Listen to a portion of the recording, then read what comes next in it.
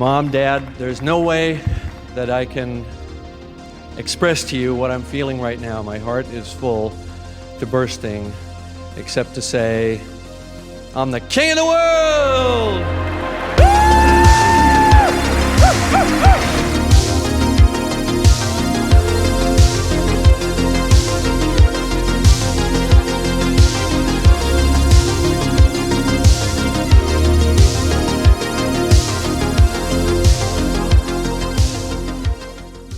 Hello and welcome back to Cameron, King of the World, and in this video I will be talking about the film Terminator 2 Judgment Day.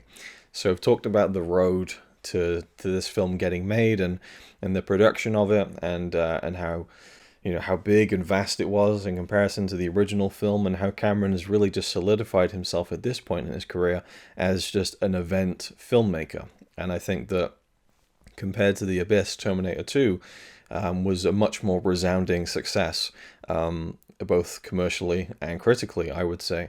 So it was kind of almost a return to form for Cameron, I suppose, after the success of the Terminator and Aliens. The Abyss kind of was there and was kind of a passion project for Cameron, but Terminator 2 definitely revitalized things when maybe, it was a little bit difficult with the stories that came from the making of The Abyss, and also just getting this film out there in terms of making a sequel to the original Terminator, which was something that the fans wanted and Arnold Schwarzenegger wanted. And the jury seems to be out on how much Cameron really wanted to do it, but I'll be damned if it didn't turn into an incredible film, which we'll talk about in this video, which is my thoughts on revisiting the film after a couple of years. And now here's the tricky thing, is I recently reviewed this film maybe 2 years ago, or a year and a half, yeah, I think it was 2 years ago, as part of the Epic Film Challenge series, 1,000 movies you must see before you die. And so I feel like I did a pretty decent job of talking about the film for about half an hour with Connie. So I might retread ground from that video for anyone who might have seen it. But I haven't rewatched it just because I didn't want to limit myself, because I don't know, it'd be interesting to see how much I do repeat myself. One thing I do remember mentioning is that when I rewatched the film a couple of years ago, it was the first time I really noticed that Edward Furlong, who plays John Connor in the film, it's very obvious how a lot of his lines in the film are looped. And it's just one of those things that you would never notice, as a kid. And then now I guess I'm just more absorbed in the way that films are made, and I kind of look for these things, not even necessarily look for them, but I easily spot them, I suppose. I don't know, and I just suddenly was aware of the fact that, oh, it really looks like his lines have been looped, and I found out through the commentary that the reason for that was his voice changed during production, and so they had to basically go back and redo half of his lines with the way that his voice sounded after his voice broke. So that was one thing I definitely remember commenting on in that video I made a couple of years ago with Connie, but otherwise I can't remember exactly where I went in terms of talking about the film. But revisiting it, it's always a pleasure to revisit this film, because sometimes you do forget how good it really is. It just seems to excel on every level. Like, it's just firing on all cylinders, and every cylinder has something really valuable, and it is just showing on the screen, and you're hearing it, you're seeing it. The score is incredible in this film right from the get-go. The beginning opening scene is the vision of the future wars, and we have the Sarah Connor voiceover and that incredible iconic shot, I would say, of the skull and the endoskeleton foot just crushing it. It's just such a symbol of what this artificial intelligence monster has done to humanity, as it is stamping it out, and the bones are just breaking apart like just brittle pieces of candy. This entity has taken over everything. And the music, oh my god, and when you see the hunter killers on these big tracks rolling over the bones, and then the score comes in, it's just kind of, I can't do it with my voice, but the like that kind of, it's like almost like a muffled siren almost, and it's just this, it still gets me. Like, I've always said, and I repeat myself a lot on this one, that I've never really been scared by films or video games, and then I played Alien Isolation and promptly shat my pants for 20 hours straight. But I never really get, scared or kind of, oh my god, or it's just very rare for me. But that fucking moment in Terminator 2, it's that piece of the like that, just, it gets under my skin. Even now, it's just really unsettling. it's just, yeah, I don't know what it is. Like I'm not scared by Robert Patrick's T-1000 as much as I am the music that accompanies him, and it's that specific piece that's just, oh, I don't know, it just gives me the chills, and it's just an incredibly simple but, you know, effective piece of music storytelling. And then the opening titles begin, and I promise you I'm not going to go through the movie scene by scene, but I'd love to do that, but I don't think I or you have the time to do that. Amazing. Like, I think one of the best opening, you know, credits sequences ever. It's so powerful. The music that comes in.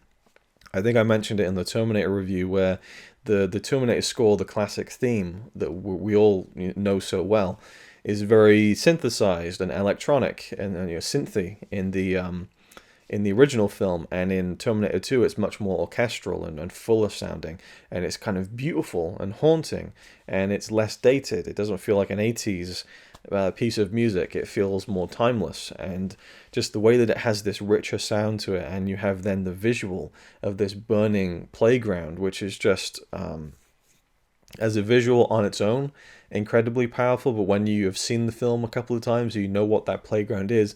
That's the playground that you see later on when Sarah Connor is having those dreams and the nuclear, you know, wave hits them, and so you know what that playground is, and it's just this symbol of a destroyed world, of an apocalypse. And that music playing over is both imposing and melancholy and stirring. And then you have the huge wall of flames, which they did with, I think, like 100-foot wall of fire, like something ridiculous, like 50-foot wall maybe. It was kind of really dangerous. They went out somewhere and they just set up this huge fire and shot it in super high speed, like 300 frames a second or something. So you get this really eerie, like, slow motion effect that's really smooth. Like, there's so many frames have been captured in the image that you just see this. It's very strange looking. And then you have the final shot of the credit sequence is the endoskeleton, and that's when the theme da-dang, dang, da-dang, and now it feels like fucking metal on metal. It's super, like, such a button to that piece of music and to that credit sequence, where it's like, this is what's at stake. This is like this deathscape, right? This is the future of the world in this story. Look how horrible it is. Look how horrible it makes you feel. And here is what's going to cause it. And this is the fucking target. And that's where it's kind of trying to trick you a little bit, where you see the endoskeleton as this symbol of evil, and it becomes a symbol of hope in the film, because the T-100 is actually one of the heroes of the story, which is where it kind of flipped things on its head. But when we move into the endoskeleton, that, you know, they did that for real. There's like an actual endoskeleton puppet, and you see the flames behind it, and then as it gets in on the eyes, there's actually a flame bar in front of it, so you get the reflection on the. And I know for sure, if Cameron made this film now, that would just be a completely digital, a complete digital creation, from the fire to the endoskeleton, and that is a lot safer. That's a lot safer way to do it. But you just, I don't know, you wouldn't read it as much. I don't think there's such a. You can tell that that's a real thing, and you can tell that's real flames reflecting off a real surface. And I think that might have been one of the times where they made the endoskeleton head like much larger than an actual head, just to get all that detail on the eye and everything when it's zooming in. And then of course the thing closes down with the title of the movie, which is probably the only like cheesy element of that opening credit sequence. Otherwise, it's so beautiful, I think, and artistic. And the film sets off on the right foot. And I do think the score by Brad Fiedel is, it's next level. It really is. It's really exciting and kind of just pulsating when it needs to be, when the action's really kicking and rocking and rolling. Well, one of my favorite parts is when the tanker falls over towards the end, and Arnold kind of is crouching on it, waiting to jump off. It's a really small beat where it's like, dang, dang, dang, dang, dang, dang, and I get really pumped up whenever that happens, and it lasts for like 2 seconds. I always feel like, I wish that little thing, that sting, whatever you call it, lasted a little bit longer. But that's, it's good to leave people wanting more. And the T-1000 theme, or the music that accompanies that character, it has a very metallic feeling to it. It's just very sharp, like ding ding. Like I can't do the music. I wish I could. I wish I could just open my mouth and the music could just pour out the score. It's beautiful, but there's just a very sharp kind of again, metallic feeling to when he's on screen and they're fighting the T-1000, and so it's just a very, very effective score in a lot of ways. And so anyway, so I don't know why I got completely off track there on the music, but it's just a really deep film, I think. And Cameron jokes, I really love the whole "there's no fate but what you make." It's like a call to action to the audience. It's just like, it's not saying to the audience, hey, go out there and, and get trained up because you might be responsible for the savior of the human race one day. It's just saying, you just got to go out there and do it for yourself. There may be a possible future for you ahead, which isn't very good. You can probably change that if you make positive steps in your life. Now, again, the scene in the film which really kind of hinges on that no fate, motto and phrase is when Sarah Connor decides to go and kill someone, which is completely opposite of that message in a way. But with the story, which is very outlandish, where there is a future in which an apocalypse is going to take place, and you have the possibility to perhaps, stop that from happening. Maybe that would be a noble cause, but that's not something that's ever going to be a reality. But I think it's an interesting and I think positive message, the whole no fate thing, but also just not to give up on yourself as well, which is kind of what Sarah goes through in the film, as she loses her humanity, I think, up to a point. And something I'd never considered about the film before, which Cameron and the other writer William Wisher talk about in the commentary, is that Sarah really becomes the Terminator in Terminator 2.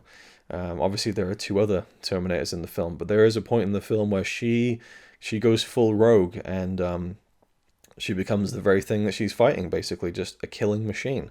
And I love that whole sequence. I'm just assuming you've seen the film here. You don't need the setup or anything. I mean, we're talking about Terminator fucking 2 here.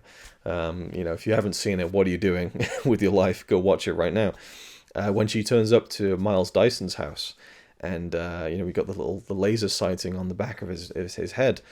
And they say in the commentary, and I'll be referring to that whenever I can, I guess, because I find it interesting. I was really intrigued. I probably talked about it in the previous video as well when it comes to...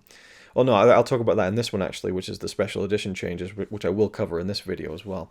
My thoughts on the special edition, and Cameron's, which surprised me, and we'll get to that. So he talks about in the commentary how he feels like, she probably could have done the job from there, when she was shooting Miles Dyson from afar, but it's when she gets up close. In fact, maybe William Wisher said this, and he can't be discounted, I think, either, because people tend to, put Cameron on a pedestal, and I wouldn't, disagree with that sentiment, to be honest. I think that he really is responsible for a lot of the greatness of his films, and should be applauded and praised for that. But I also think that, and Cameron has said in later years, that he got a lot better as he got older with collaborating more with people and not being so shut off, especially when he made the Terminator, where he felt he was very angry, kind of, I'm the director, kind of, man against the world kind of thing. But William Wisher, I think, really has a lot to add. And in the commentary, it made me laugh because he's constantly saying interesting things and Cameron would cut him off. You can tell they're good friends, and it's kind of, there's even a point where William Wisher is talking about something and he's making a good point, and I'm like hanging on every word. And then Cameron just like arbitrarily goes like, oh, well, we shot this in, and just, it's like a useless factoid that there's no meat to it. And you just hear William Wisher going, just laughing like, fucking, I can't get a word in with this guy, I had something to say here, and you're talking about where you shot this warehouse, But I think it might have been William Wisher who talked about the fact that when Sarah gets in there and she has to point a gun at someone's face and see them on the floor and see the context of their humanity. He didn't say it like that, but that's the way I'm kind of describing it. That's when she can't do it, and so it's that, she does become this kind of a Terminator-like presence, but her humanity ultimately wins out, and that's the hopeful thing in it, is that, she realizes she can't do that. And that's a really important point. And I just think the film is full of those complex moments for the characters that really elevates it above the first film. And that's the age-old debate, isn't it? What, Terminator 1 or Terminator 2? Maybe I'll finish this video by touching on that, but I just think it really does... It just leans into some really heavy and interesting themes and ideas that really pay off with the way the story goes and the way the characters go. And it's, it is kind of a chase movie. And I think, in a sense, I don't know about... I haven't seen Terminator Salvation in so long, but it feels like every Terminator film is kind of an elongated chase sequence, And Terminator 2 is definitely an on-the-run movie. I think it just feels much richer, you know, than the first film. And I don't think that's even a criticism of the first film, or, you know, something that Terminator 2 holds above Terminator 1. I think they're two very different films, even though they deal with the same story. They have a similar kind of setup with, you know, someone coming back from, or two people coming back from the future, a protector and a Terminator. And that's a fun way that they kind of played with Arnold Schwarzenegger. And it was, it was interesting, you know, he talked about Arnold Schwarzenegger when he first heard about, you know, the story for Terminator 2. He talked about how, you know, I need to kill people. I'm the Terminator. People want to see me kill people. Cameron's like, no, you know, you need to, it's so important to the plot of this movie that you don't kill anyone. He explained the story, and Arnold was like, okay, I understand your reasoning, but, you know, once the boy says don't kill anyone, I don't kill anyone. But can't I kill some people at the beginning of the film? Cameron's like, no, you're not getting it, you know. But it's a really fun way to twist maybe the expectations on the head of the audience. And they both talk about that in the commentary, William Wisher and Cameron, about how they wanted to preserve this surprise that Arnold was the hero, or was at least going to be a protector for our hero in John Connor. And so they very much built the first 20-30 minutes of the film to you not quite knowing who was going to be the bad guy, who was going to be the good guy. And I don't know how I ever felt watching it for the first time because it was so long ago, but it'd be an interesting experiment. Maybe when I have kids someday, to show them, you know, the first film and then the second one and see if they know, you know, where it's going to go, because they definitely play with that once they get into that corridor and the T-100 says get down, and then John realizes that he's not there to kill him, he's there to protect him. And the whole "come with me if you want to live" it's calling back to the Kyle Reese character and all that kind of stuff, which is very neat. But yeah, they joked about it because they're like, you know, we very much wanted to make people think that maybe Robert Patrick was the good guy and Arnold was the bad guy. But then, of course, you know, that's kind of impossible because you do the promotion for the film and all the interviewers ask is, so Arnold, what's it like to be the good guy this time around? And it just spoils it for everyone. But William Wisher said, yeah, but you've got to stick to, you know, like, it's kind of like the purity of it. Like, you know, just imagine someone seeing this without any other outside information and take them on that ride a little bit. And ultimately, that's a small part of the film because it's the opening moments, I suppose, the opening 20-30 minutes. But it's a nice, it was a great way to take the story, I think. And then you can really dig into, there's something that just doesn't exist in the first film, is the whole, you know, looking at artificial intelligence and how far can that go, and can it get to a point where an artificially created mind can feel human? And that's been explored in many films. I think Blade Runner does it perhaps the best of all that I've seen, and Terminator 2 certainly doesn't go in that direction, but it you know, it kind of skates on that ice a little bit and kind of, you know, poses the question more than giving you a potential answer, as maybe Blade Runner does. I don't think Blade Runner gives you like this is the answer, but it gives you like the tools to put it together if you wish, kind of the pieces of the jigsaw to get that answer. But with Terminator 2, it's more just the question, like, what is it to be human, and can a machine mind learn how to be human, and what makes us human by extension of that. And ultimately, we don't dive into that as much to where it gets concluded at the end, but there is a nice little beat where, you know, Arnold says, you know, now I know why you cry, but it's something I can never do. And I actually really love how they continued that idea and thread with, I was going to say the third film, because to me it kind of is the third film, Terminator Dark Fate. And we will be talking about that at some point in this series, because even though it's not a James Cameron film, he was fairly heavily involved in it, and I do think there's some things I'd like to say about that film much later down. Well, not much later, but, you know, certainly towards the end of this series. But I like that a lot about Terminator 2, because it is, in my eyes, one of the best action films ever made. But what makes it so great isn't the fact that there are these great kick-ass action scenes, it's the fact that there's great character stuff in between. And I think Linda Hamilton is amazing in the film. Like, she really, like, that fire and kind of that distant look in her eyes at the end of the first film. You just take that, like that fire when she says, like, "You're terminated, fucker," at the end of the first film. You take a dash of that. You take a dash of the melancholy that she injects into this woman who knows that she's about to give birth to someone who is going to be so important to, you know, the future of the human race. You know, the weight of the world has literally been put on this woman's shoulders. You take both of those elements, you kind of put them together, and then you then you lock her up in an asylum and make her go fucking crazy, which was kind of a requirement for Linda Hamilton. She really wanted to go crazy with this character. She wanted to really do something different. But even though it is a much different take on the character, it's a completely natural progression.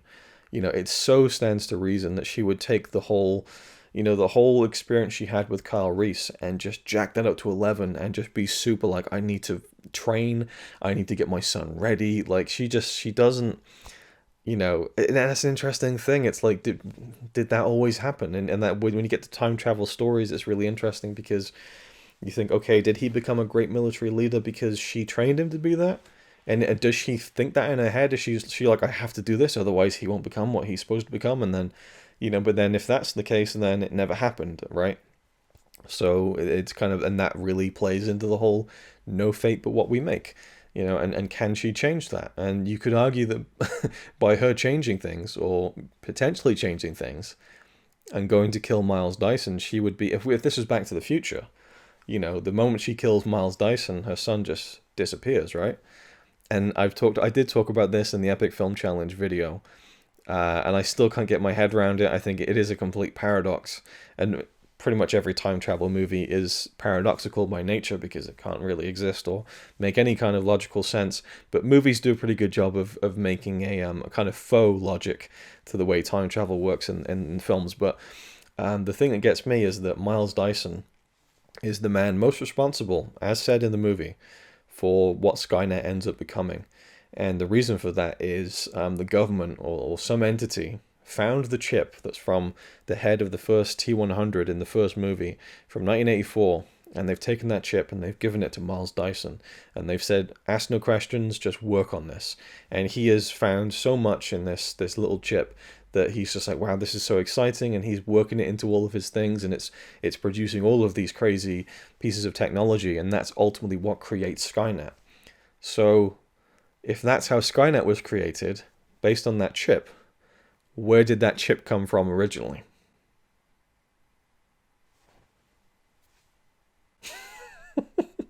If not from the future, where Skynet had already existed. So I get you could probably write that off fairly. I guess Cameron would probably say, well, I think it's entirely permissible that you know, Skynet would have happened either way, and that someone would have figured it out eventually. I don't know, but that's definitely a closed loop there. You know, it doesn't seem to quite make sense either way, but it makes for an incredibly entertaining film, right? So that's kind of the main thing. But so where was I going then? I don't even know where I've begun to start or whether I'm closing to an end here. It's just Terminator 2, there's just so much to say. I think Edward Furlong is pretty damn good. This was a kid who was like, he came from a fairly, I don't say a broken home or a broken family, but certainly things were not pleasant for him. He had a bit of a rough childhood, and this film kind of came along, and I don't know how much it helped him, or if maybe it was a hindrance and maybe fame was a problem. I don't really know. But he was literally plucked from obscurity. He wasn't an actor at all. And Cameron has said that that was literally the biggest gamble of Terminator 2. It wasn't the special effects, which for the time were fairly revolutionary and were, you know, they were just literally, you know, going into uncharted territory with making some of that, the special effects work with the T-1000. But with Edward Furlong, you know, you have someone who has never acted before, and he's one of the main characters of the film. He'd already pulled off that trick with Carrie Henn, Newt in Aliens, and she's a fairly important part of that film too. But I would argue that Edward Furlong has a lot more to work with in Terminator 2, and he is much more of a main character, I would say. And so that was a risky move, but I just think that I don't know how I would approach it. I think Cameron really has an eye, and I guess the casting director had an eye as well, but he could probably see the potential in that performance. I think it really comes through. I think he does a very good job, and I think that he had two great actors to work with.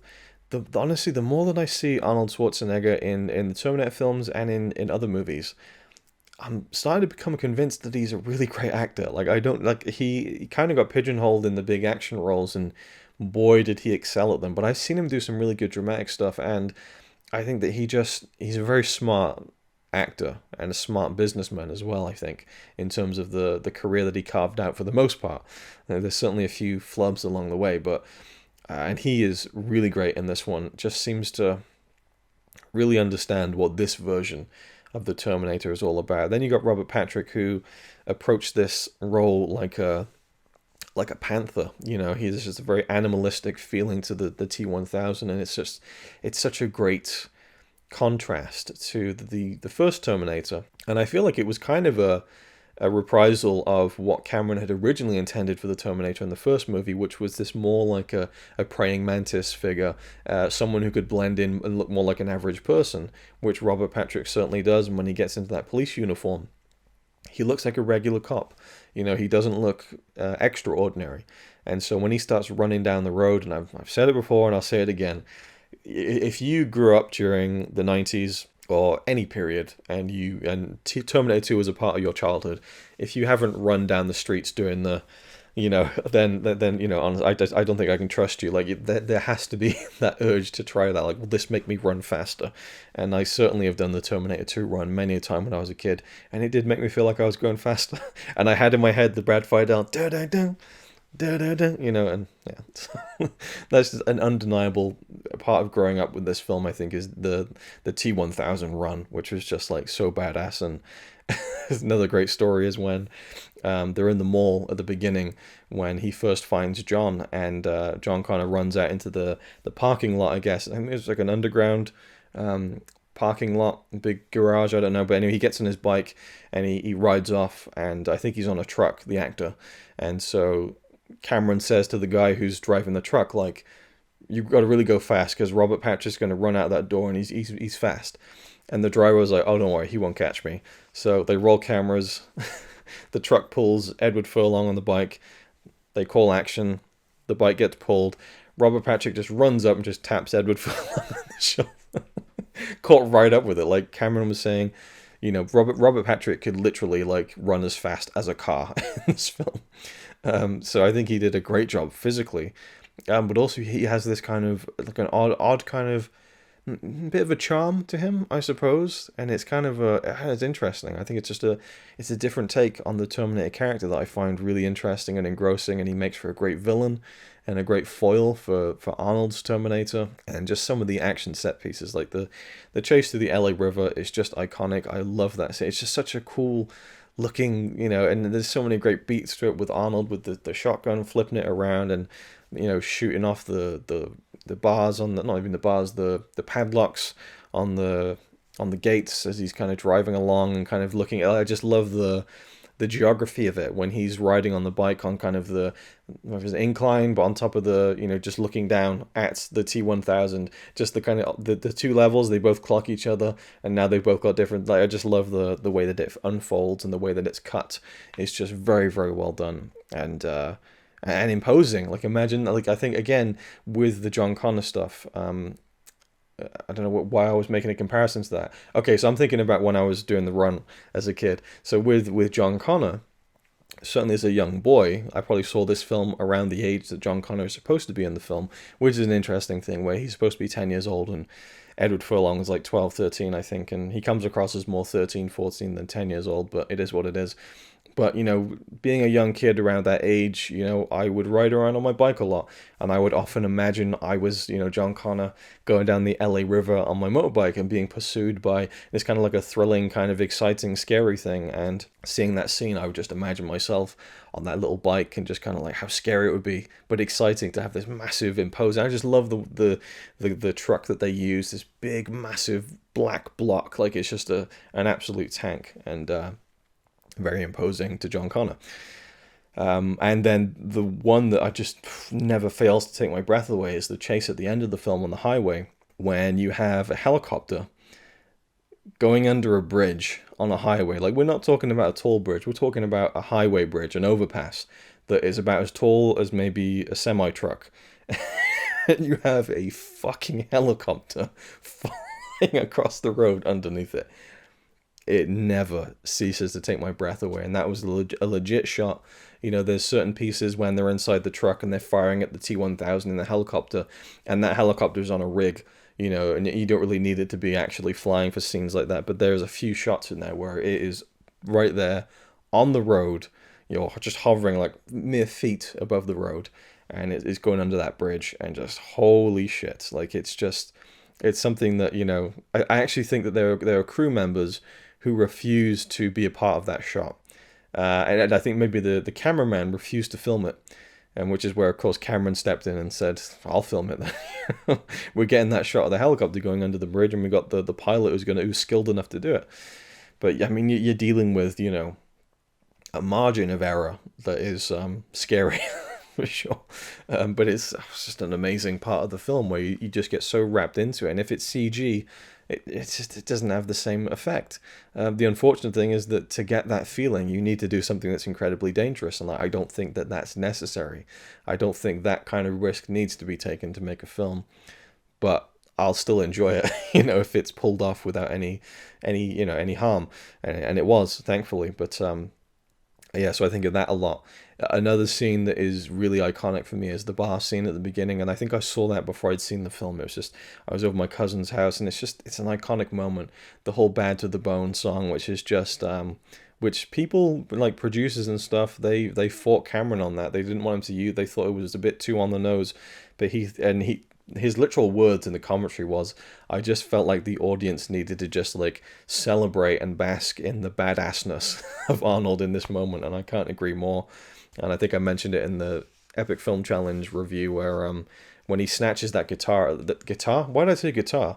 Maybe I'm thinking of "Bad to the Bone," I don't know. When he snatches the shotgun out of the guy's hand at the bar, just the, like, it's so ridiculous. I don't know if that shot is sped up because he fucking snatches that out of his hand with such a quickness that it's machine-like, it's perfect for the character. But, you get the shades on, and you get the bike, you get the leather jacket, "Bad to the Bone." It's one of those moments that really shouldn't work because it's so cheesy, but it's just fucking awesome. So that is another, for me, emblematic moment.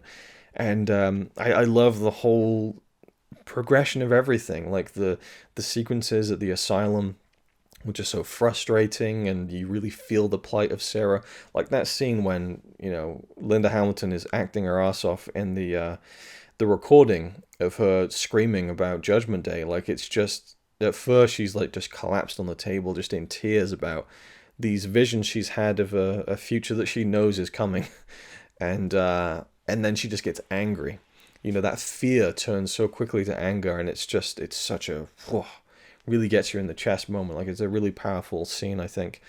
And they mentioned the commentary about how dangerous Sarah Connor really is because she doesn't care about killing people up to a certain point, because to her they're all already dead. She says that in the film. You're dead already. She knows this thing is coming, so she really doesn't feel any responsibility when it comes to other people's lives, just her son. Which is great to then contrast with her meeting with Miles Dyson when she finally can't do it. And I think that's where she's on the edge, falling off the edge. She's almost hit the bottom of falling off the edge, and just a sliver of humanity just grabs hold of her hand and just pulls her back, and she's able to kind of hold on to that for the end of the film. And but I just love, so we get the stuff, just setting up John Connor, great sequence with the big chase, setting up Arnold, and then setting up Skynet with Miles Dyson, setting up Sarah, the meeting at the asylum, and then they go off on the run, and then you get the character stuff with John and the Terminator and this potential family unit that's forming, and when you really see the Terminator as a father figure to John, and talking about how that's like the best version of a father he's ever had, because he's never going to disappoint him. He's never going to do the wrong thing, because he's there to do what John says, and he's completely, reliable and dependent. and that's a really interesting, I'm using that word a lot, but it is an interesting route to take the story. And I just think it's, just the way that it expands everything from the first film into a much more interesting story with a lot more depth to it is really great. And then you get the big shootout at the lab, which is a massive action scene. Then you get another chase on the freeway, and then you get to the foundry at the end. And that feels like I'm just summing up, the basic points of the story, but I think each part is really memorable. They look different. They have a different, visual feel to them. There's just, the cinematography is just beautiful. At one point, Cameron said in the commentary, he feels like the cinematographer is just like painting with light when he was making the film. Like, he was so impressed with the cinematographer's work on the film. He said that specifically during a scene in which the Terminator and John Connor are riding on a motorbike through the night on the highway. And I just had to say that it always pleases me for some reason when he's describing the T-1000 and he's trying to explain to John what it is, and he just turns around and says it's a mimetic polyalloy, and I just love the way he says mimetic polyalloy, and just the way that those three words roll off the tongue is just really satisfying to me. A mimetic polyalloy, liquid metal. Like, I don't know, that's just one of my favorite parts of the whole film for no other reason other than I just find it pleasing to watch and listen to. I don't know.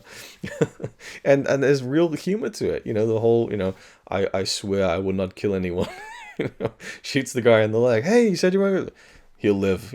Just it's nice. It doesn't feel like it's trying to be a comedy.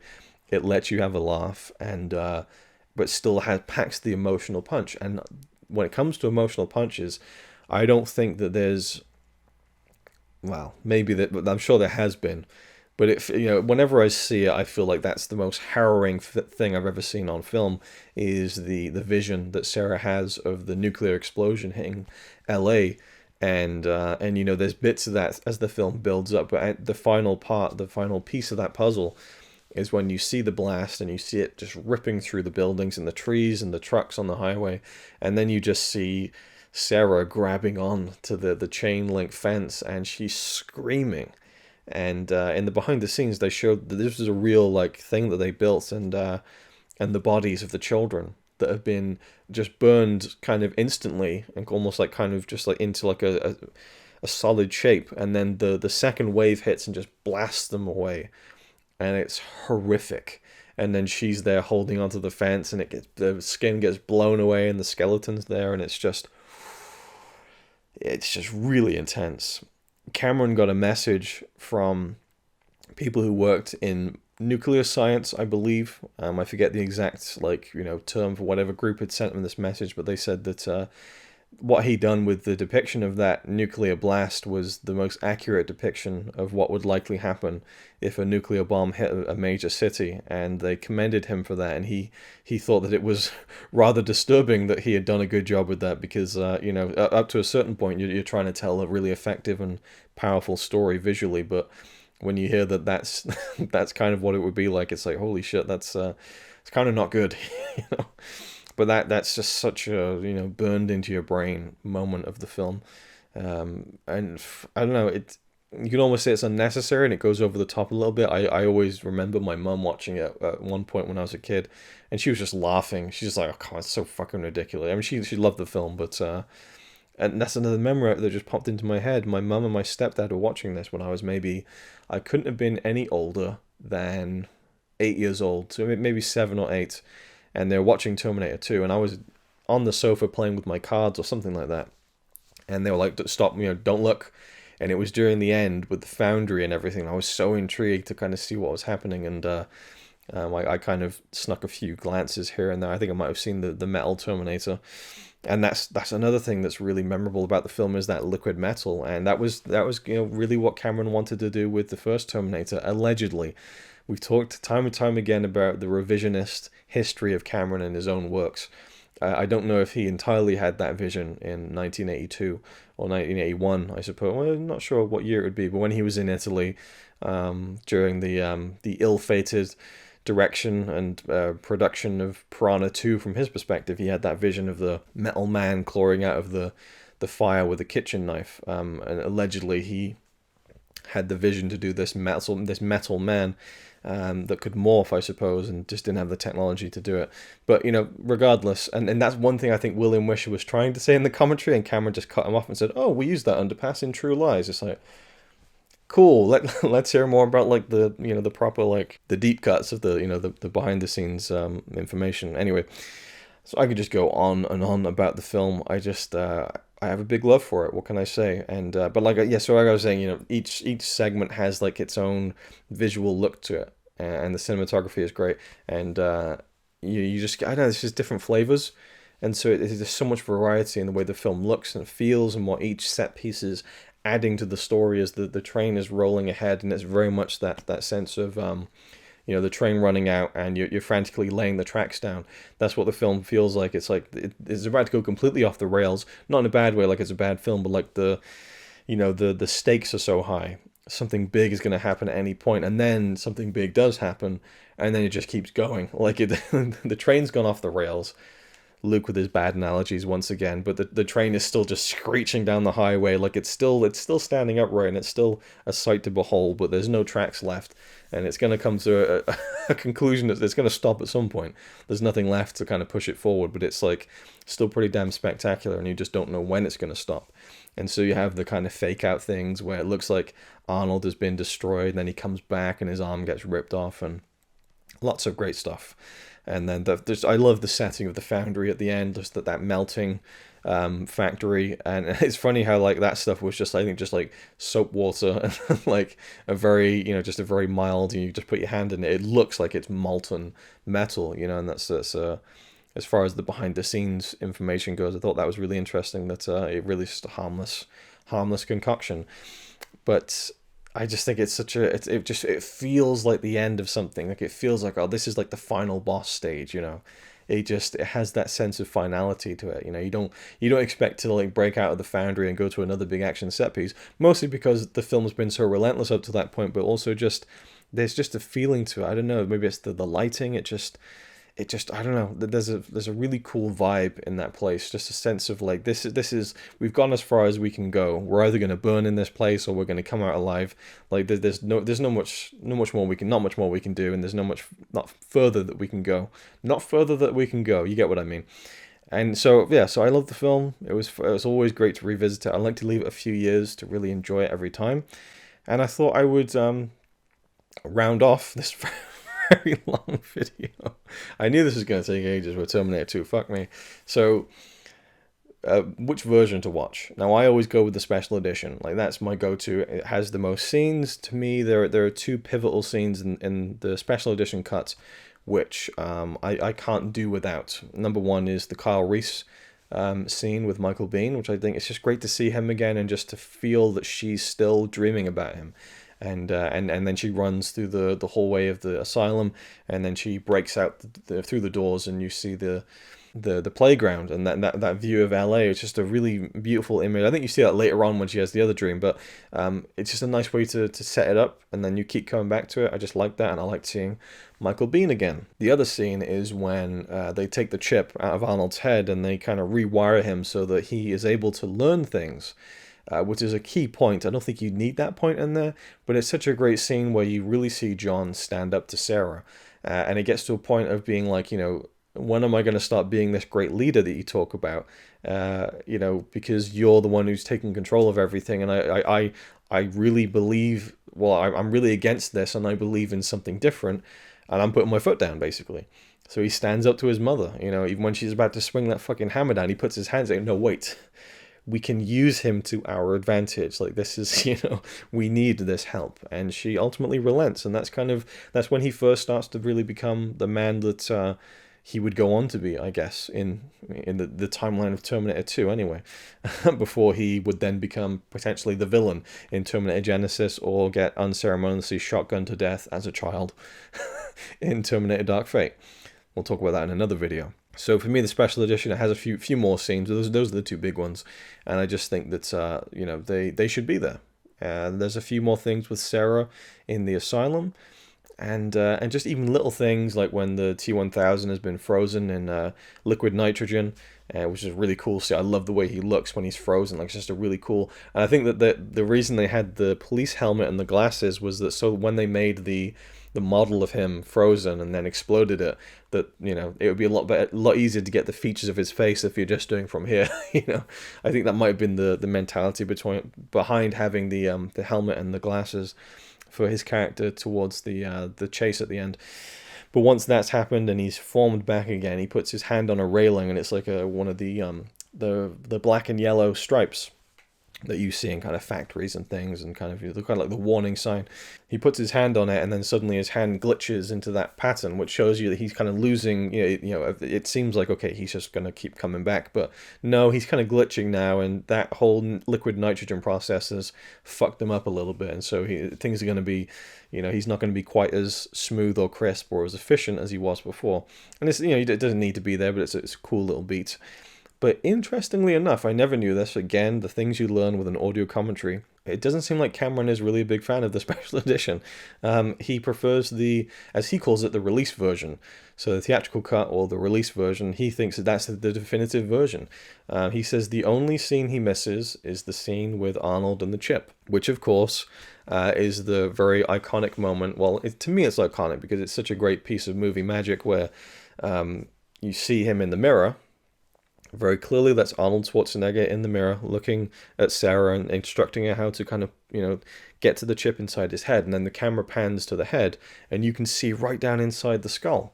It's like, how did they do that? And, most people know this. I'm not kind of revealing anything special or new here, but the Arnold that you pan down to is a fake Arnold. And the Arnold in the mirror is actually Arnold in the next room, pretending to be a mirror. And then you have Linda Hamilton's twin sister in the other room. Or maybe she's actually in the foreground, not the background. But regardless, her twin sister was you, and she was actually used in the Foundry later on as well when the T-1000 impersonates her. So it's a very simple movie trick, but Cameron likes it for that reason. He also likes it as a scene, and he does, as he says, miss it in the release version of the film. Otherwise, he talks about how the Michael Biehn scene doesn't really need to be there, and so yeah, and that was just an interesting side note that I was surprised by, and I can understand the logic. I can understand how a tighter version of the film might be more to your liking. There's the Miles Dyson scenes, which I don't believe are in the theatrical version. The first time you see him is when Sarah turns up at his house. And I like getting more of his humanity. I mean, you get the sense that he's a really good guy. He's a really good character where his life's work, pretty much, that he's so excited about. They say this is going to be responsible for the death of millions or billions of people. And his first reaction after about 2 seconds is, okay, let's destroy it. That instantly just tells you so much about the character of that man.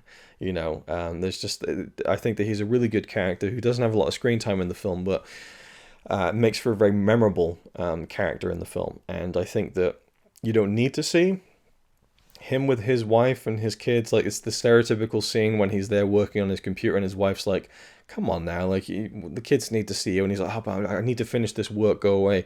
But eventually he does relent and say, okay, look, come on kids, let's go. You see that he's a family man, he isn't this bad guy. And that's a really interesting point, because you can see how some bad things in life come from really good people, inadvertently creating something horrible. And I don't know if that's the case with the atom bomb, but I've never really looked into that because that stuff scares the shit out of me. But it wouldn't scare me to read up about it. But I find the fact that nuclear weaponry even exists is just horrifying to me. But it is true that sometimes bad things come from seemingly innocuous and innocent decisions. So I like that those scenes are in the special edition version, and that is the version that I will always watch, I think. Now, Terminator 1 or Terminator 2? I know this video's been going on for so long. Which do I prefer? The answer is very simple, and it's one that I think that it took me a while to arrive at it, but I think if I had to say which is my favorite between Terminator 1 and Terminator 2, it's a very easy answer, and that answer is both. It's a cop-out, to be sure, but a welcome one, because there's no need to choose. There really isn't. They're two very different films. Like I said, there's similarities with obviously the overarching story and the setup of the plot device, but it's saying different things. I think the first film doesn't have as much to say, and that's okay, because the first film is I don't know, I feel like the first movie is more mood and kind of just gritty atmosphere. There's a rawness to it, there's an urgency to it, and there's kind of a time capsule feel to the Terminator. There's a little bit of that in Terminator 2, but Terminator 2 is much more broader in scope, has a lot more to say, but it's such a perfect extension of the first film that it's such a brilliant continuation. It's one of the best sequels ever. And I don't think anyone would contest that. If they do, then I don't know what they're smoking, honestly, because it's just such a brilliant sequel that it builds and expands on pretty much everything that the first film was doing. So I don't think there's really a need to pick a favorite. Gun to my head, it would be Terminator 2. I know people will openly prefer the first film and feel like there's more of a purity to that, and I can understand that as well. And perhaps maybe people might think Terminator 2 is heavy-handed in those themes. You know, when you end the film saying that if a machine can learn the value of a human life, maybe we can too.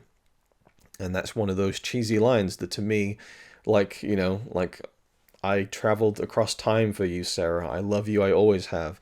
Or Newt saying, Mommy, at the end of Aliens. There are these moments that are very cheesy, out of context, but when you place them in a film that works so brilliantly and are delivered by really good actors, then the cheesy line becomes something a bit more profound, I think. And I think that, for me, it really works. And I just love that final note of the road. They're very uncertain as it's tilting from left to right, so we don't really know where this road's going. It isn't, you're not sticking to one lane here. You know, is the future really set? Who knows? So thanks for watching, and I'll see you in the next one.